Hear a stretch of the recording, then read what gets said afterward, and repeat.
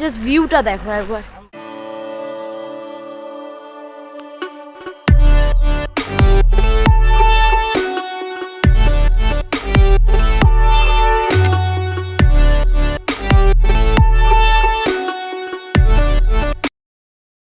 আগের ব্লগে তোমাদের সাথে ভাগ করে নিয়েছিলাম হরিদ্বার থেকে ঋষিকেশ যাওয়ার পথে কোন কোন মন্দির দর্শন করলাম সেই গল্প।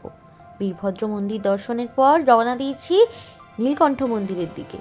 সেই পথ কেমন কেমন হলো সেই দর্শন, আজকে হবে সেই গল্প। এই তাহলে চলো শুরু করা যাক, দেরি না করে। হ্যালো ম্যাডাম মিষ্টি ফ্যামিলি, কেমন আছে সকালে? নমস্কার, আমি দেবস্মিতা চলে এলাম নীলকণ্ঠ মন্দিরের গল্প নিয়ে। লাস্ট অফ দিস ব্লগেতে মিষ্টি বাই।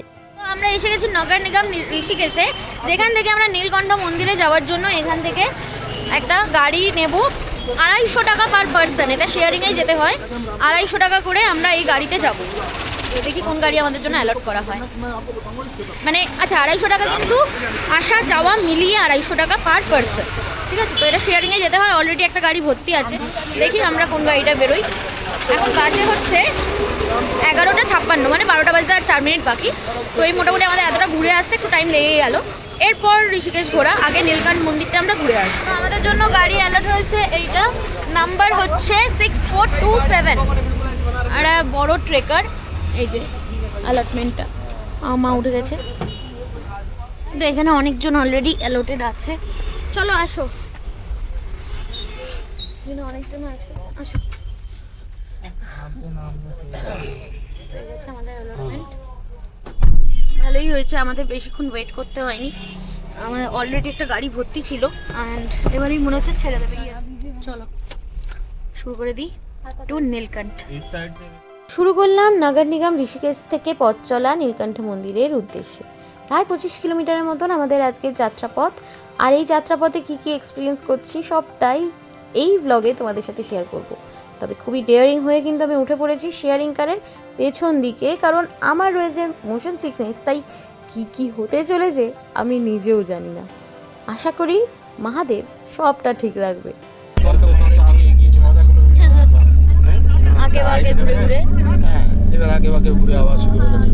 কথিত আছে এই নীলকণ্ঠ পাহাড় যখন সমুদ্র মন্থন হয় তখন যখন মহাদেব বিষ পান করে, সেই বিষের তেজ মানে কি বলে ওটাকে, মানে ওই তেজে যখন আর কি সে জ্বলছে সেটাকে থামানোর জন্য, নিজেকে স্থিতিশীলে আনানোর জন্য এই পাহাড়ে এসে, মানে কোনো এক পাহাড়ে গিয়ে সে ধ্যানমগ্ন হয়। তো সেই জায়গাটাই নাম হয়ে গেছে এখন নীলকণ্ঠ। সেখানেই আমরা যাচ্ছি, কি আছে গিয়ে দেখবো। অবশ্যই তোমাদেরকেও দেখাবো। অবশ্যই জানি না ওখানে অ্যালাউ কিনা, অবশ্যই অ্যালাউ থাকবে, কিছু তো বলেনি আমাকে। তো দেখা যাক, অবশ্যই দেখাবো। তোমরা যারা যারা আমার এই উত্তরাখণ্ডের ট্রিপের ফুল ব্লগ ফলো করছো একদম প্রথম দিন থেকে, তোমরা জানো খুব ভালো করে আমরা কমপ্লিটলি আনপ্ল্যান ওয়েতে চলছি। আর এই নীলকণ্ঠ মন্দিরটাও আমাদের প্ল্যানের মধ্যে কোনো মতেই ছিল না, কারণ এই বিষয়ে আমাদের কাছে খুব একটা ইনফরমেশন ছিল না। আমরা যখন আসছিলাম মসৌরি থেকে হরিদ্বারের দিকে, আমাদের যে ক্যাব ভাইয়া ছিল সেই এই নীলকণ্ঠ মন্দিরের জন্য বলে, আর তখনই জানতে পারি। আর তারপরেই যখন হরিদ্বারে পৌঁছে একটু খোঁজখবর নিই, ব্যাপারটা ক্লিয়ার হয়। আর তখনই মনস্থির করি যে না, এসেছি যখন এই নীলকণ্ঠ মন্দিরে যেতেই হবে, সে ঋষিকেশ পুরো ঘোরা হোক বা না হোক। তবে একটা লাভও হচ্ছে, এই যে নীলকণ্ঠ মন্দিরের রাস্তাটা দেখতেই পাচ্ছ, তোমাদেরকে একটুখানি ফাস্ট ফরওয়ার্ডিংয়ে দেখাচ্ছি ঠিকই, কিন্তু রাস্তাটা কিন্তু বেশ থ্রিলিং। বর্ষাকালে যে এই রাস্তার হাল একেবারে বেহাল হয়ে যায় তা আমার আর বুঝতে বাকি নেই।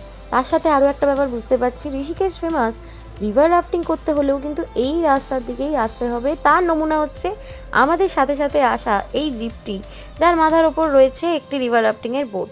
তবে এরকম আরও অনেক জিপ দেখতে পাচ্ছি সামনে পেছনের পাশে, যে এরকম বোটগুলো মোটামুটি এই সাইডেই নিয়ে আসছে। তার সাথে বোর্ডেও লেখা আছে রিভার রাফটিংয়ের পয়েন্ট হিসাবে। তাই রিভার রাফটিং করতে হলে কিন্তু আসতে হবে এই রাস্তাতেই। যাই হোক, একটা জিনিস খুব আক্ষেপ হচ্ছে, এই শেয়ারিং কার যদি না হয়ে নিজেরই রেন্টাল কার হতো, তাহলে এতক্ষণে বোধহয় গাড়ির জানলা থেকে হাত বার করে বা মাথা বার করে গোটা দৃশ্যটাকে একেবারে চোখ ভরে আর ক্যামেরার মাধ্যমে পুরোটা উপভোগ করা যেত। তবে এই ভেতর থেকেও খুব একটা খারাপ লাগছে না, কি অপূর্ব সুন্দর লাগছে শুধু দেখো। তবে হ্যাঁ, রাস্তাটা কিন্তু খুবই রিস্কি, মানে খুবই ডেঞ্জারাস। যখন তখন ধস নামার সম্ভাবনা আছে, স্পেশালি বর্ষাকালে তো প্রচণ্ড। ওপর থেকে এই নীল খরস্রোতা গঙ্গাটা কি অপূর্ব সুন্দর লাগছে, তাই না? আর তার দুই ধারে রুক্ষ সূক্ষ্ম পাহাড়, কি যে পিকচার পারফেক্ট জায়গাটা।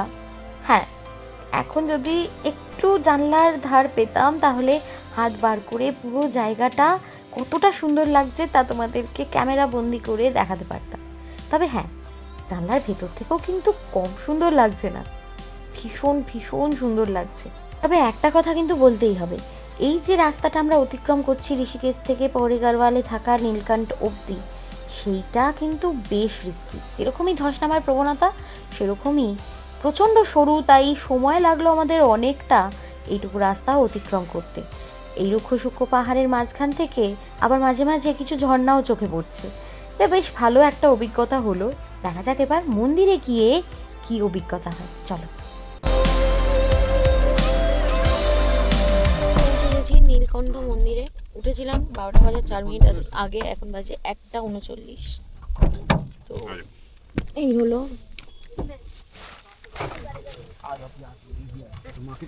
अभी ऐसा है, सब लोग सुन लेना। वैसे टाइम है 1.5 घंटे का, और 2 घंटे भी देखो 10-15 मिनट ऊपर नीचे होता है। ये नहीं कि कोई 1.5 घंटे में आए, कोई 5 घंटे में ना आए। सब लोग पागल हो जाएंगे, सब अलग अलग लोग हैं, इसलिए आपको टाइम बता रखा। आप आओगे तो दूसरा भी परेशान होएगा फिर। तो ये सोच के चलना है कि 1.5 घंटे में यहाँ पहुँचना है। 10-15-20 मिनट ऊपर नीचे चलता है, ये ना हो कि 1.5 घंटे में दूसरा 3 घंटे में। 1.5 इंतजार नहीं हो पाता, सब लोग परेशान हो जाओगे फिर। इसलिए मैं सबको गाइड, जो रास्ता जाने का है यही रास्ता रिटर्न वापस आने का है। पैदल वालों के साथ मत लग जाना मंदिर से, पैदल भी लोग जा रहे हैं ना, उनके साथ मत लग जाना। जो रास्ता जाने का है वही रिटर्न आने का है, ठीक है? তো এই হলো ডিটেলসটা, ঠিক আছে? ये रोड सीधा जाएगा, এসে হাজির তো হয়ে গেলাম। खत्म हो जाएगा, এবার ये रास्ता শুরু सीधा করবো এবার जाएगा, लास्ट मंदिर पे खत्म हो ওঠাটা। जाएगा। এখান থেকে আরো উঠতে হবে মন্দির অবধি। जाना आपको रोड में, ठीक है? नंबर এই হলো ভিউ নাজারা। নাম্বার ঠিক করে মিলিয়ে 40, হ্যাঁ। ठीक है। এখানে রাস্তাটা কিন্তু মোটেও স্মুথ নয়। হ্যাঁ, রাস্তা কিন্তু বেশ মানে খারাপ, মানে তার সাথে আবার এই খাদ টাদগুলো কিন্তু মানে খুবই আনপ্রোটেক্টেড ওয়েতে রয়েছে। মানে রাস্তা কিন্তু একটু রিস্কি আছে, প্লাস ধস নামারও সম্ভাবনা কিন্তু আছে ভালোই। যদিও এই যে মন্দির অবধি পার্কিংয়ের ব্যবস্থা আছে বেশ মোটামুটি। চলো আগে কি আছে জানাবো, যেতে থাকি।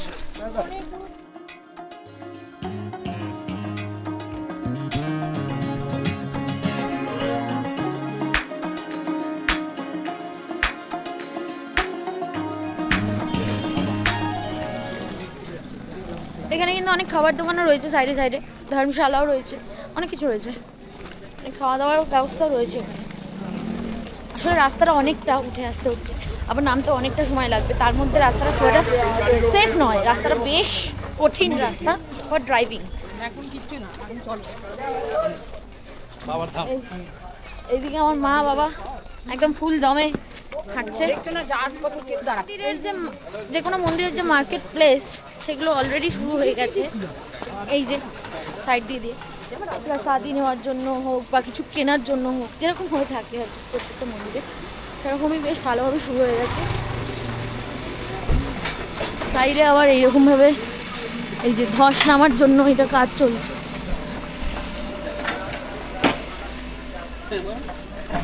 মনে হচ্ছে অলমোস্ট পৌঁছেই গেছি, দেখা যাক। বলেছিল 1 কিলোমিটার মতন হাঁটতে হবে। আচ্ছা, এখানে কিন্তু শুধুমাত্র যে খাবার দোকান আছে তাই না, আমি দেখতে পাচ্ছি রুমস অ্যাভেলেবেল বলে লেখা আছে, মানে হোটেল হিসেবেও রয়েছে, প্লাস জামা কাপড় অনেক কিছু বিক্রি হচ্ছে। মানে খাওয়ার দোকান থেকে শুরু করে, পুজো দেওয়ার দোকান থেকে শুরু করে rooms and all, each and everything is available. মানে অনেকটা উঁচুতে উঠে এসেছি, সেখানে কিন্তু মোটামুটি সব কিছুই অ্যাভেলেবেল আছে। আমরা এবার দাঁড়িয়ে পড়েছি এখানে প্রসাদিটা নেওয়ার জন্য। और इससे कम, इससे 50। इसमें क्या है? इसमें सब कुछ कंप्लीट सामान है। इसमें ये धूप है, जल है, प्रसाद है, बेलपत्री, फूल। छुरी नहीं है, इसमें फूल भी नहीं है, ये भी नहीं है।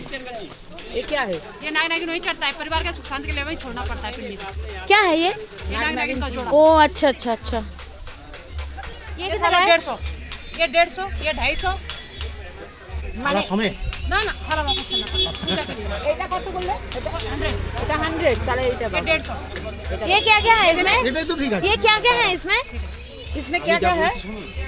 इसमें ये गुलाब जल है नाग नागिन है और माला है फोटो ये क्या है? ये क्या? ये चंदन अच्छा तिलक ये 250 की अच्छा ये भी? हाँ ये भी इसमें ये पिंडी घर के लिए मिल जाएगा गुलाब जल चढ़ेगा नाग नागिन चढ़ेगा डमरू घर के लिए मिल जाएगा अच्छा ये रुद्राक्ष नहीं है, ये कौन सी माला है? मतलब ये तुलसी माला है तुलसी माला है। अच्छा एक थाला ये थाला वाला खाली वापस आनी है हाँ हाँ थाली तो दे देंगे। हाँ दोनों और ये वाला कितने का है ये वाला 551 अच्छा अच्छा अच्छा তো আমরা পুজোর ডালা নিয়ে নিয়েছি অ্যান্ড 250 টাকা ডালাটা নিলাম। ওখানে একটা শিবলিঙ্গ রয়েছে। ये है मंदिर सामने? अच्छा अच्छा তারা একবার জানি इधर है मंदिर? हाँ अच्छा अच्छा थैंक यू। इधर निकालो भाई जूते चप्पल निकालो यहाँ पे निकाल दीजिए इसी गेट से वापसी आओगे पास में पड़ेगा दोबारा लेने सुन लो यहाँ से बाहर आओगे यहीं पे पहन लोगे फिर जाओगे तो इसमें इधर आ जाओ जा वापसी में रिटर्न में अगर कुछ लेना होगा घर के लिए तो यहीं से लेना। ठीक है ना आगे से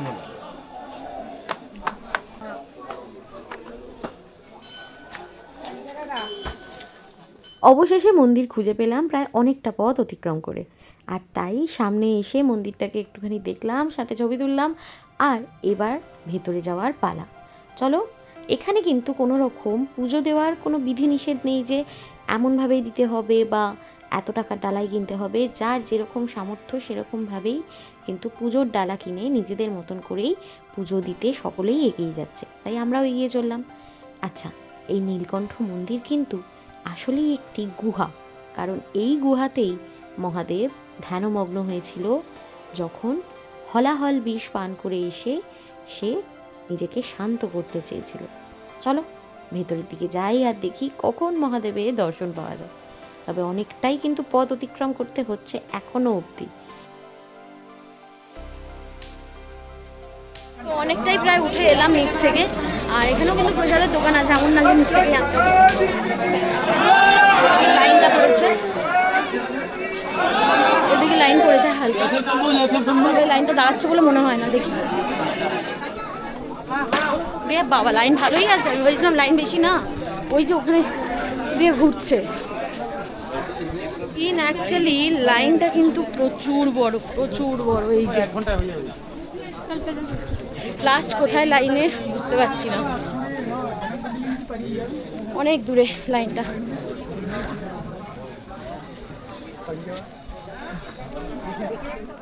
পেয়েছি লাইনের খোঁজ। ওই দিক থেকে এসে অনেকটা উঠতে হয়েছে, উঠে এসে মোটামুটি লাইনটা দিয়েছি। এখানে কোনো ভিআইপি সিস্টেম নেই, কিন্তু এই লাইনটা চলতে থাকছে আর বলছে 1 ঘন্টার মধ্যে নাকি এটা হয়ে যাবে। দেখা যাক, চলো। এই লাইনে শুরু খুঁজতে গিয়ে আমরা প্রায় অনেকটা উঠে এসেছি, এবার শেষ কোথায় জানি না। দেখা যাক কতক্ষণ এই লাইন শেষ হয়। দেখতেই পাচ্ছ লাইনের কন্ডিশন। চলো, আর আর মহাদেব বলে এগিয়ে যাই।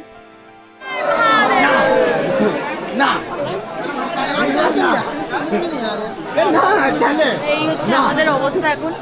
কিছুটা শ্রীভূমিতে লাইন দেওয়ার মতন দশা।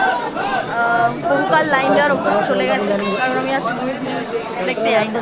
যাই হোক, সেটা বড় কথা না। বড় কথা হচ্ছে কি, এই লাইন কখন গিয়ে শেষ হবে, কখন গিয়ে নীলকণ্ঠ মহাদেবের দর্শন পাবো, দেখা যাক।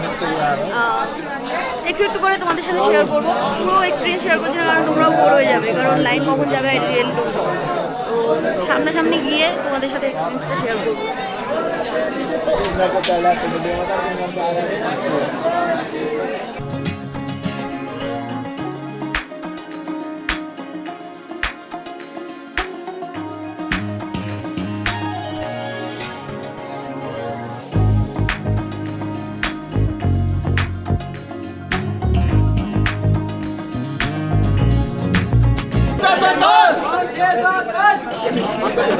অনেকটাই নিচে চলে এসেছি, অনেকটাই নিচে চলে এসেছি এখন। মানে এই ডিস্টেন্সটা অনেকটা কভার আপ হয়ে গেছে। মোটামুটি 5-10 মিনিট অন্তর অন্তর অনেকটাই করে নিচে চলে আসছি। এখন বাজে 2:46। অনেকটা এসে গেছি। হ্যাঁ, মানে এই দেখো এই রোডটা দিয়ে কিন্তু আমরা যাইনি, এটা পুরো অনেকটা এসে গেছে, কাছে চলে এসেছি প্রবেশ দ্বার। তো চলো, টাইম হচ্ছে এখন 2:54, খুবই তাড়াতাড়ি লাইন এসছে।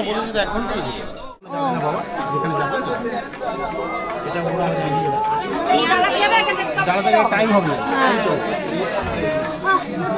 যেখানে খুশি যাই দিকে, পাহাড়ের যে কোনো খুশি জায়গায় যাই।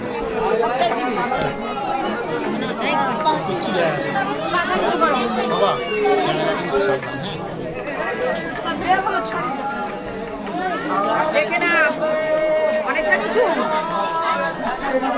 হ্যাঁ হ্যাঁ ঠিক আছে, যাই দিন হ্যাঁ আমাকে ধরে আমরা এবারে শুরু হচ্ছে সিঁড়ি, অনেকটাই নিচে। এতক্ষণ ধরে পুরো ব্যাপারটা খুব স্মুথ ছিল, খুব ভালোও লাগছিল, কিন্তু এমন একটা জিনিস আমার হঠাৎ এখন চোখে পড়লো যেটা দেখে আমার খুব বিপজ্জনক লাগছে। দেখো, মন্দিরে ধূপ ধুনো জ্বলবে, এটা খুব স্বাভাবিক, কিন্তু তার একটা না নির্দিষ্ট জায়গা হওয়া উচিত। এইভাবে এতটা ভিড় ঠেলে যেখানে একটা লাইন আসছে তার পাশের দুটো ব্যারিকেডে যদি এভাবে ধূপ জ্বালিয়ে দেওয়া হয় তাহলে কিন্তু সেটা খুবই বিপজ্জনক এবং খুবই অ্যাক্সিডেন্ট প্রোন হয়ে যায় জায়গাটা। কারণ এই যে নানান রকম ফ্যাব্রিক পরে, যেহেতু এটা ঠান্ডার জায়গা, মানুষেরা আসছে, প্লাস বাচ্চা থেকে বয়স্করা অনেক ধরনের মানুষ আসছে, এই জিনিসটা কিন্তু অনেকের জন্যই বিপজ্জনক হতে পারে। তাই মন্দির চত্বরে এইসব জিনিস নিয়ে একটু সচেতন হওয়া বোধহয় আমাদের ভক্তদেরও খুব দরকার। কি ঠান্ডা এই জায়গাটা, প্রচুর ঠান্ডা। এতক্ষণ উপরের দিকে গরম লাগলে এই জায়গাটা পুরো ঠান্ডা, মানে বরফের মধ্যে পায়ে পড়বে। সব এইসব জায়গায় লাগিয়ে ফটো দে আমি দেখি।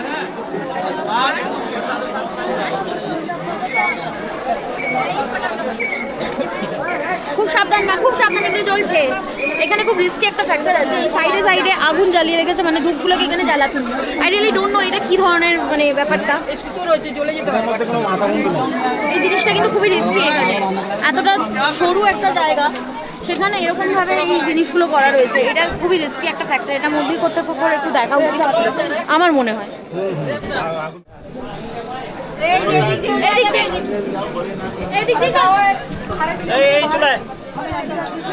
নিচটা প্রচন্ড হাল খারাপ, প্রচন্ড মানে প্রচন্ড ইন দ্য সেন্স পুরো কাদা হয়ে রয়েছে নিচে। অনেকটা সময় এবং অনেকটা লাইন অতিক্রম করে এসে অবশেষে আমরা পৌঁছে গেছি মন্দিরের গর্ভগৃহের কাছে। যদিও এখানে খুবই একটা ক্রাউড ক্রিয়েট হয়ে রয়েছে, কারণ জায়গাটা খুবই কনজাস্টেড, কিন্তু তারপরেও এখানে কিন্তু খুব সুষ্ঠুভাবে পুজো দেওয়া যাচ্ছে একেবারে নিজে হাতে। হ্যাঁ, এমন নয় এখানে কারোর মাধ্যমে পুজো দিতে হচ্ছে। এখানে যে পুরোহিত রয়েছে দায়িত্বে, তারা কিন্তু খুব সুন্দরভাবে এই এতটা ভিড়ের মাঝেও সকলের হাত থেকে পুজো নিচ্ছে, তাদেরকে দিয়ে পুজো দেওয়ানো করাচ্ছে, তারপরেই কিন্তু সকলে একে একে এগিয়ে যাচ্ছে। এই ব্যাপারটা কিন্তু আমার ওভারঅল খুব ভালো লাগলো আর খুবই স্যাটিসফাইং। মানে মন্দিরে পুজো দিতে গিয়ে নিজে হাতে পুজো দেওয়াটাই আমরা প্রত্যেকে এক্সপেক্ট করি, আর সেটাই এখানে কিন্তু সম্ভব হলো। আর তার সাথে এখানে দর্শনটাও কিন্তু খুব সুন্দরভাবেই হচ্ছে, যা আমি তোমাদের সাথে তুলে ধরতে পারি। লিটারালি যুদ্ধ করলাম একটা। যাই হোক, খুব সুন্দর করে বাবার মাথায় জল ঢেলে বেরিয়ে এলাম। ওকে, ওয়ান মোর চ্যালেঞ্জ, সেটা হচ্ছে এই সিঁড়ি। হাই গুডনেস, যাও, হ্যাঁ ভিজে গেছে আমার, হ্যাঁ কিছু করার নেই। যাই হোক, ভালো করে দর্শন হলো, তোমাদেরও করানোর চেষ্টা করলাম, জানি না গিয়ে এডিট করার সময় দেখবো। আরও চ্যালেঞ্জিং হলো এই বাইরের রাস্তাটা দিয়ে বেরোনো, কারণ এই জায়গাটা পুরো খোয়া দিয়ে ভর্তি, ঢালাইটা। এই যে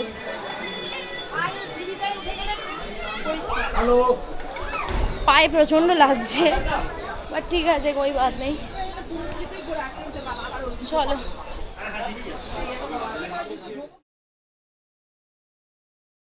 হ্যাঁ, লাস্ট বেরিয়ে এসেছি এই যে মন্দির থেকে। জুতো এদিকে, আমার জুতা কাঁপে। বাপরে, মাগো हाल खराब हो गया पूरा। इधर पे कोई वीआईपी लाइन नहीं होता, सिर्फ यही होता है।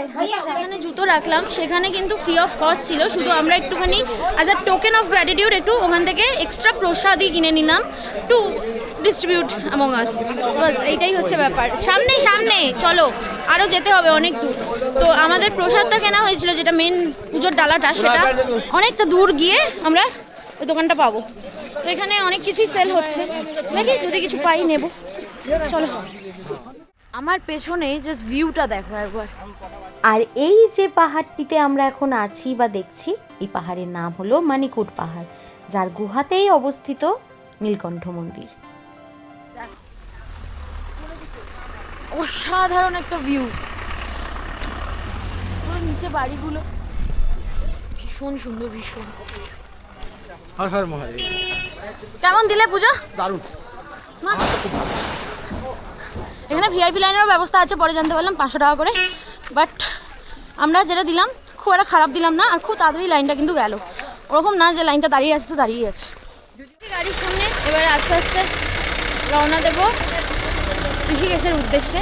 তো চলো, আর দেরি না করে, আমার ক্যামেরা তো চার্জ নেই, তো চার্জে বসাবো, নামতে থাকি। চলো